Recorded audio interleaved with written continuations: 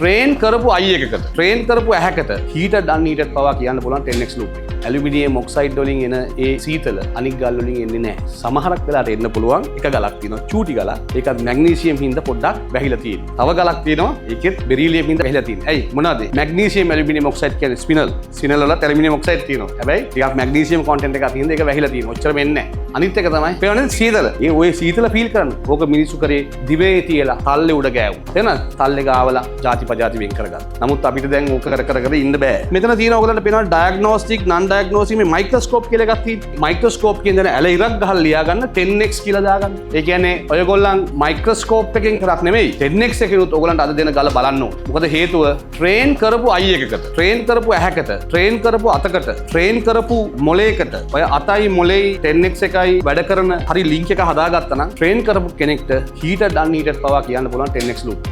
ඒක ඉතින් ප්‍රැක්ටිස් එක තමයි. ප්‍රැක්ටිස් මේක් පර්ෆෙක්ට් කියලා කතාවක් අහලා තියෙනවනේ.